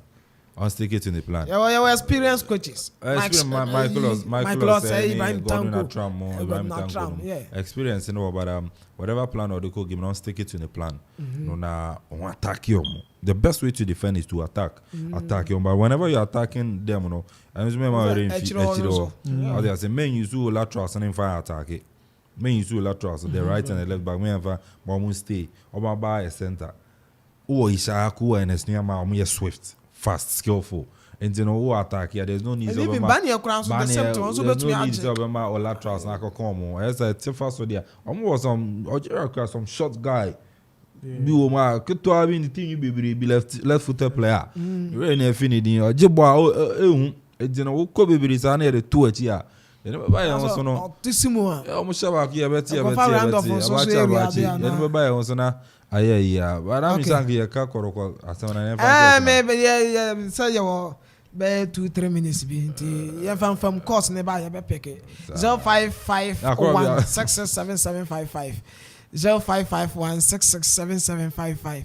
You will be a few minutes near Sorrow so bet me about better. Oh, you can't crabby. No, be break out, you get you. Oh, but I want to be a cannot. I said, I can confess I didn't move. I said, Jimmy Cobla. I say, you were I saying that be former Ignatius. Sana made it no. But my catchings mistake. Ignatius. Mistake in Gofanem Bantin. I don't know. But senior say a quano. John Mark Mr. Sonsaka. John Mark Mr. Fatus Mamina. Senior rapper, we are not with film. I just say, no, senior rapper. Oh, the Fatum. See a quano. Sorry, I go there. Fatus man a birthday wish. Me young Quensa me my name I mean we say George Odro Jr. Ono a deputy constituency youth organizer at my NDC among you kona work upon my name birthday and George Odro Jr. my wish you happy birthday. Ono NDC deputy youth organizer work upon constituency and George and pay. Yeah, we show happy birthday, pa. No one come George, heavy. Nice man. Okay. Man pen, pa. Oh, okay. George, Anthony name almost for be taught as I see that. Oh, I thought that. Okay. So Tom, winchi any uncle. Branaso. Mecha Bella uti. Okay. Ala mecha be papa the Gideon ko no uti pa. Okay. What is Tom County? Crop Asante County Kinka Ziggy and Afe John Mark at the Echo Facebook, no, and so once I would hear Yamin Shrapa. Then I'm happy belated birthday and confirm Abrantian the other Frank Buedu, where me mate, and so SHS since Steven Senior High Technical School. And happy belated birthday and confirm Frank Baby Biara. Also, when run your birthday, Yame Inshra now wanting any moment, or my contenting Sikanon so when Brana be Bianco and so Fema. Yes, she at 3:30. Yeah, the live commentary about Black Meteors of Ghana, how many on Fefu or Jiria Fono, and so Yame Adoma and Newa Babayara. Live commentary about Yamentin any Munchero news up next. I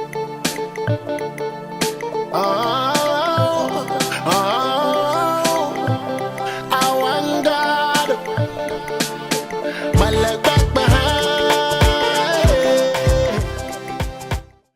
07.7 Tamari Angel 96.9 FM. A Grand Quanta 3.9 FM.